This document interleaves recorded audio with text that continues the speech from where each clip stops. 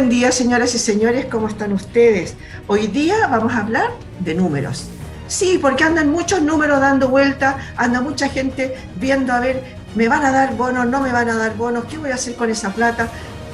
¿Usted sabe lo que va a hacer con esa plata? A lo mejor ya tiene un montón de plata o algo, un poquito ahí junta y no sabe qué hacer con ella. Bueno, vamos a hablar un poquito de lo que es educación financiera. Hay mucha gente que dice, ¿y a mí qué me importa que baje la bolsa? Claro que le importa. Entonces vamos a conversar hoy día con el economista Carlos Schmitt. Él es economista de la Facultad de Economía y Negocios de la Universidad del Desarrollo, con sede en Concepción. ¿Cómo está usted? Muy buen día. Gracias por recibir nuestra invitación. Buenos días, Miriam. Gracias, no, gracias por la invitación. Feliz de hablar de estos temas que son tan relevantes, digamos. Sí, y pues, súper relevante. Hay gente que dice, a ver, yo saco mi plata, no saco mi plata, ¿qué me conviene? ¿Qué hago con ella? Pero la verdad es que no tienen muy claro qué es el mercado, qué es la oferta y la demanda. Yo creo que hay muy pocas personas que lo tienen claro. Eh, Habría que hacer una educación financiera. ¿Y qué es la educación financiera?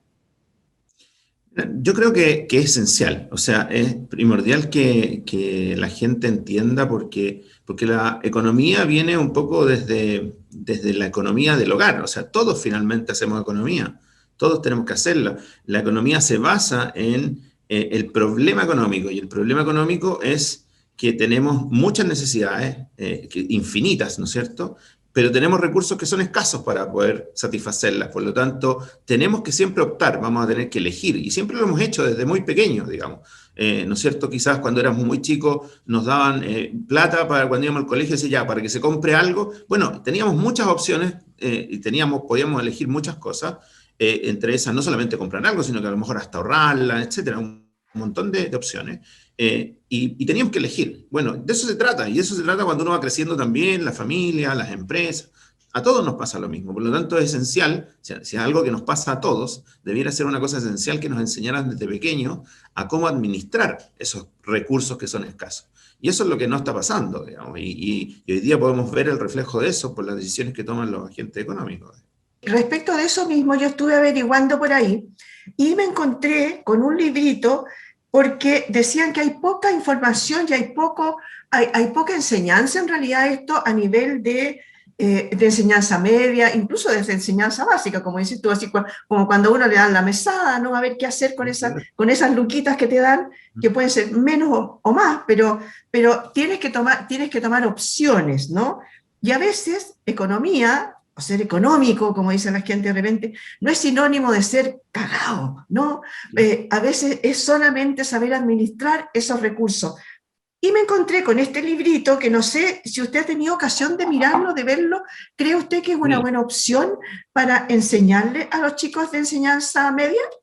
sí, encontré que el libro es bastante interesante, muy didáctico, y eso es la gracia, porque finalmente estos temas yo creo que tienen que enseñarse de esa manera.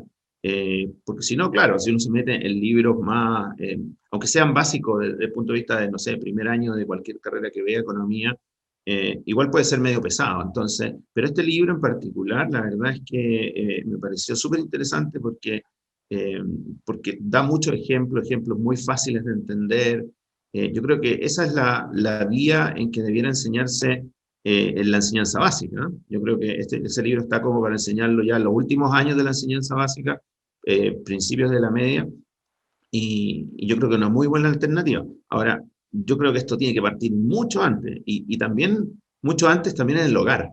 Yo creo que es importante enseñarle, por ejemplo, a los niños chicos el valor del dinero, que las cosas cuestan, que la plata no sale de los árboles, del cajero automático, así que la regalan ahí, digamos. Que eso es lo que piensan los niños al principio, ir a sacar plata nomás.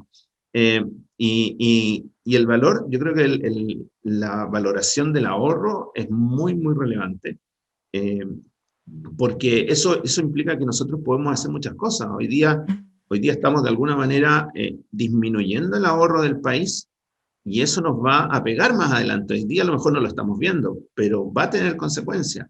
Y lo mismo pasa en una familia.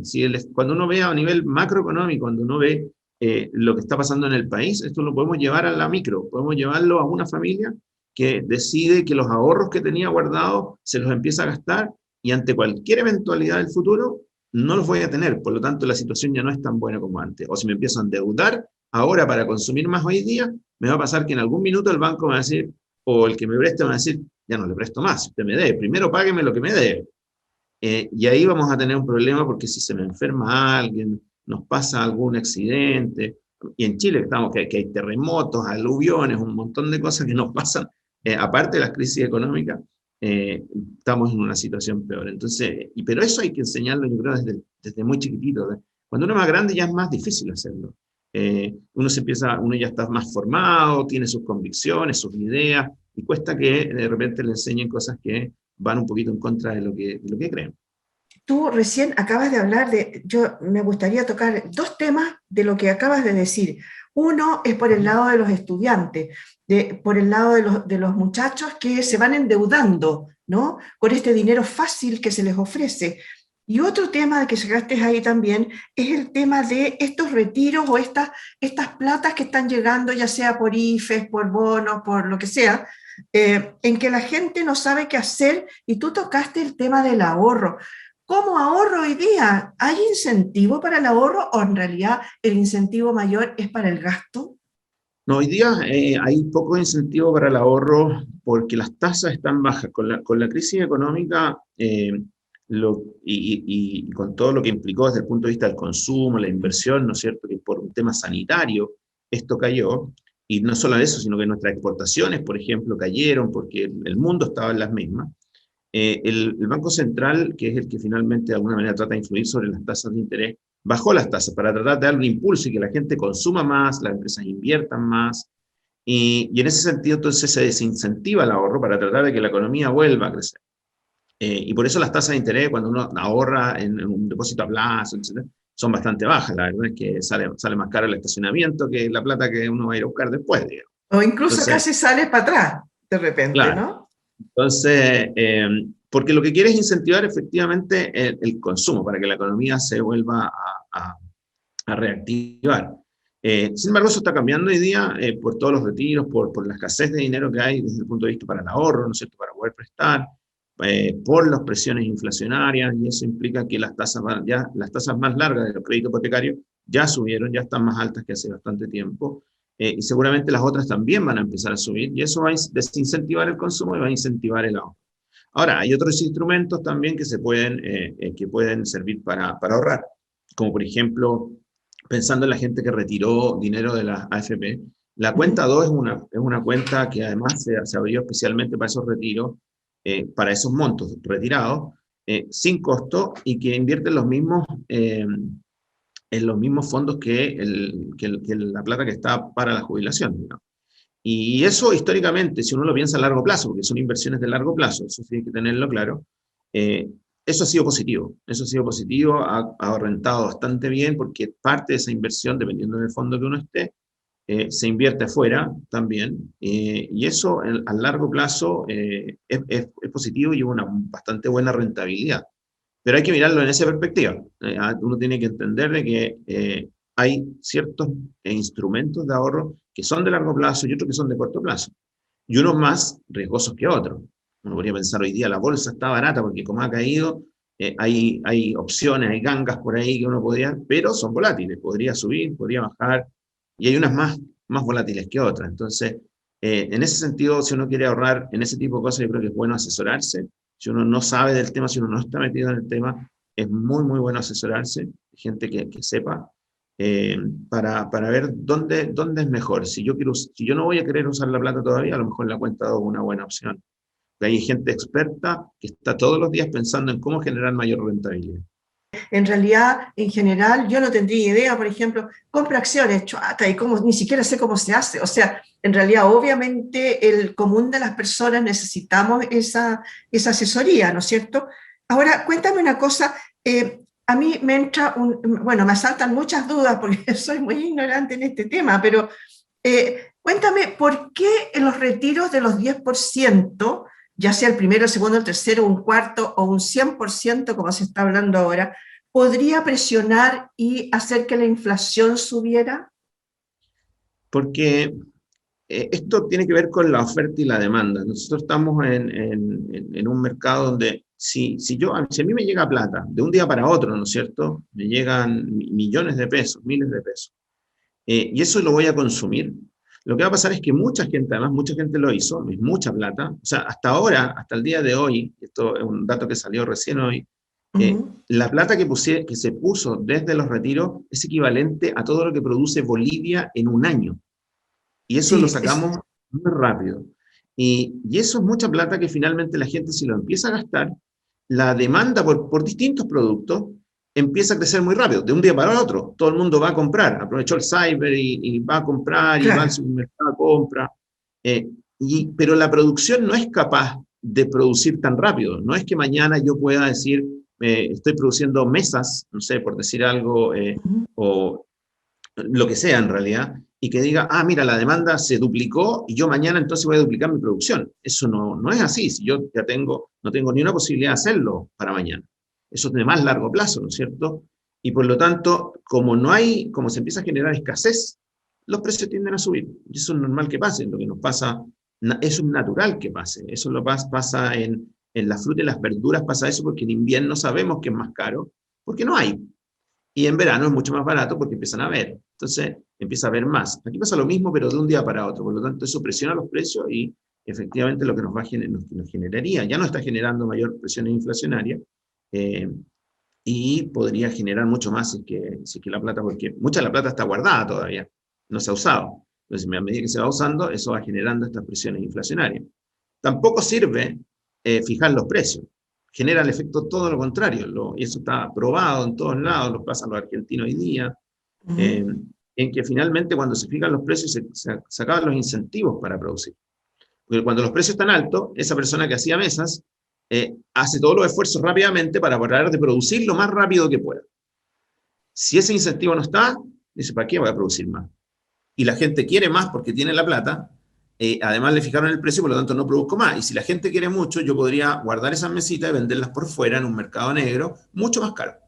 Exacto, empieza a aparecer el mercado negro, que es como un gran temor, ¿no? Que empieza a aparecer por ahí.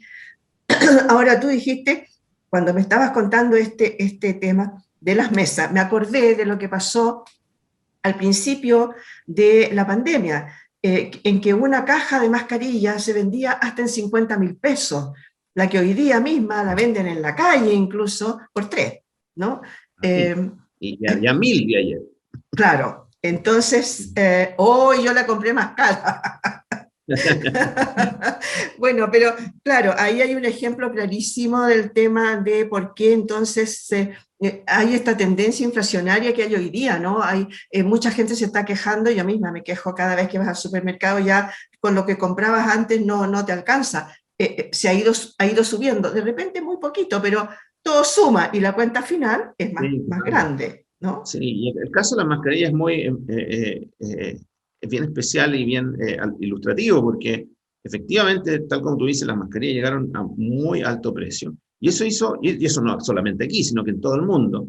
Y por lo tanto, incentivó la rápida producción de mascarillas. Los chinos, yo tengo una amiga, yo te contaba, no me acuerdo si la entrevista anterior, que yo iba mucho a China y un amigo chino que tenía una óptica, nos comunicamos para saber cómo estaba y me decía que ahora ya la óptica, como estaba cerrado, el mall donde él estaba haciendo mascarillas.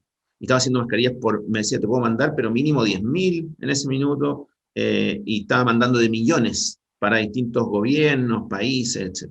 Y ahí uno se da cuenta que esos mayores precios a nivel mundial incentivaron que personas como él dijeran, bueno, pongámonos a hacer mascarillas. Lo que pasó en Chile es que gente que hacía ropa, costurera, ¿no es cierto?, se puso a hacer mascarilla reutilizable y empezaron a salir y rápidamente empezamos a tener mascarillas, los precios empezaron a bajar y tenemos lo que tenemos hoy día. Si hubiésemos fijado el precio, ese incentivo a producir mucho más no está.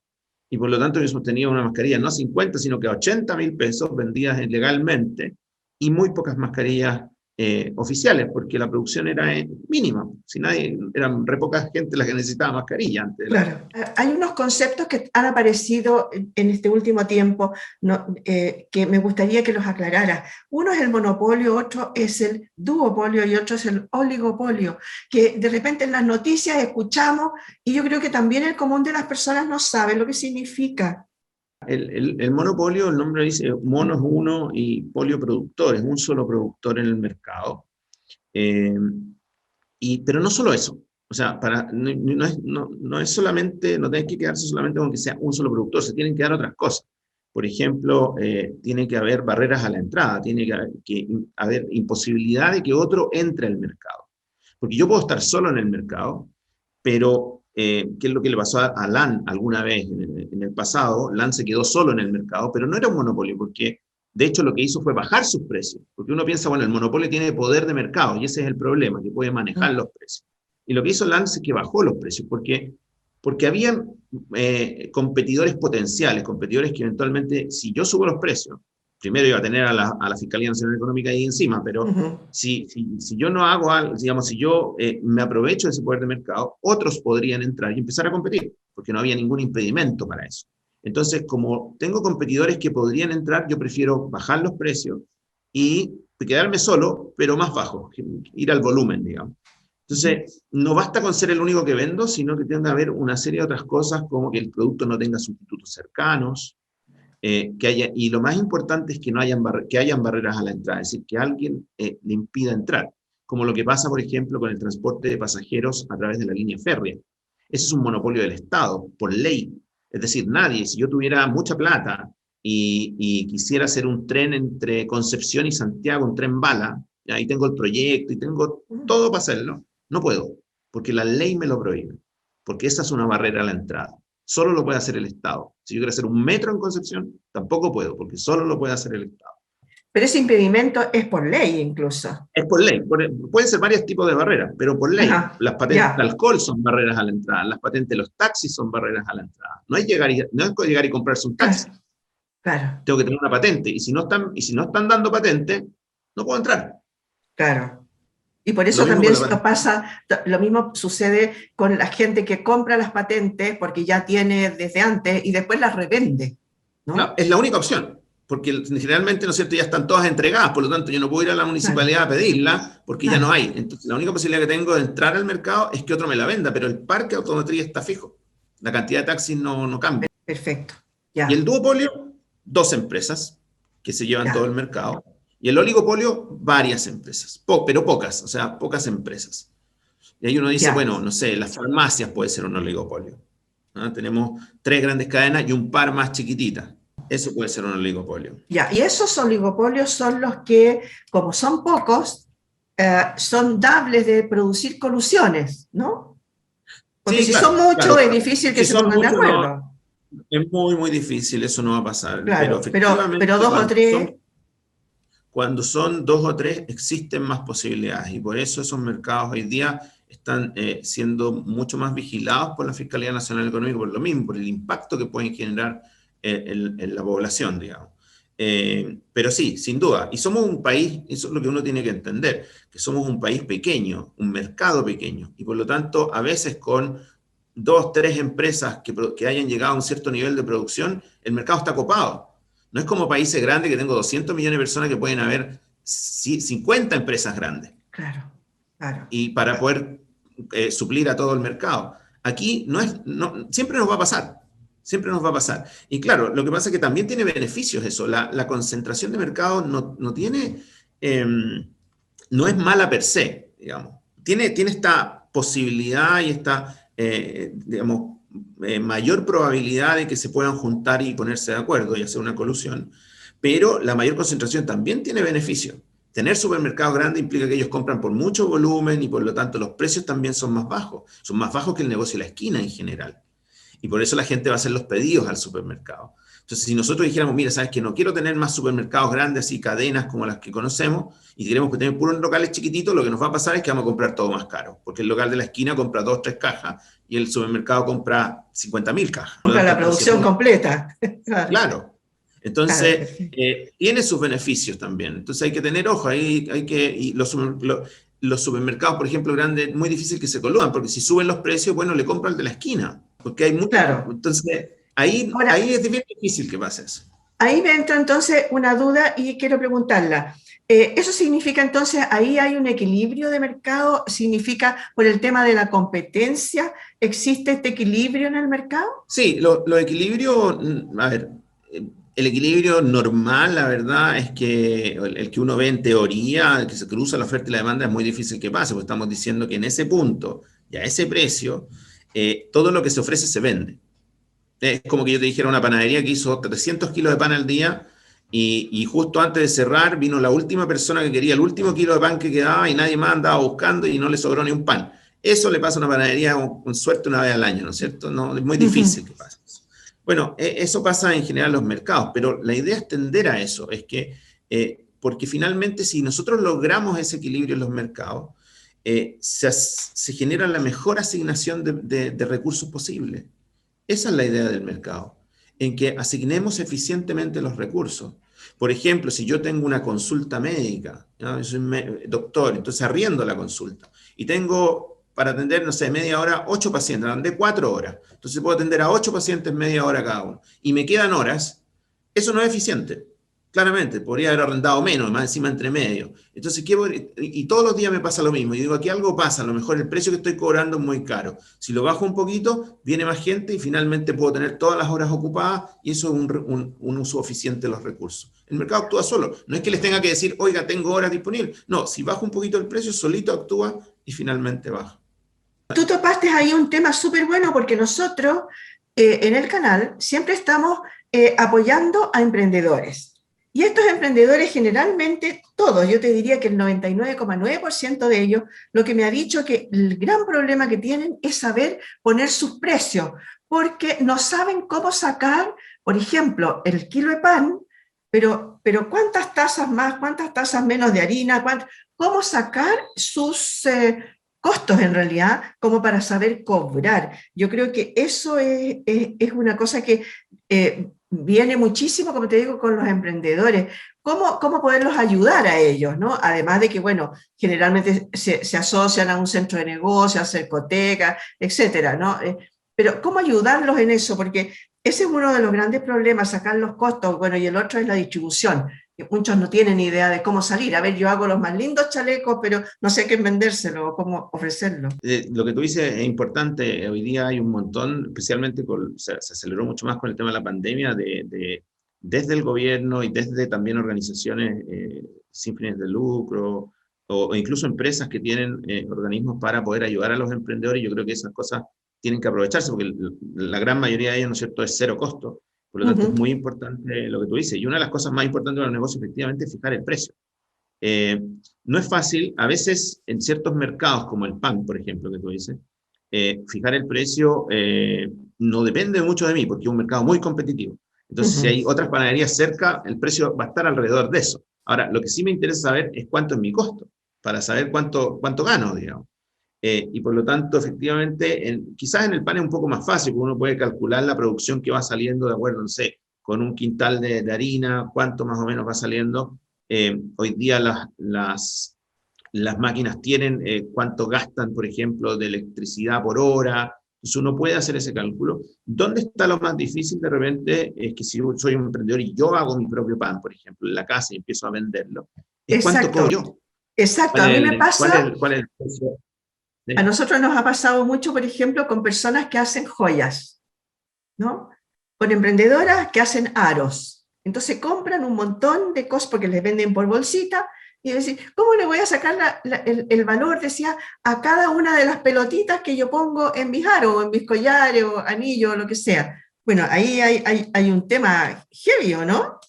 Pero en esa cosita uno podría, bueno, contarlas, pesarlas, ver la forma que uno quiera de hacerlo.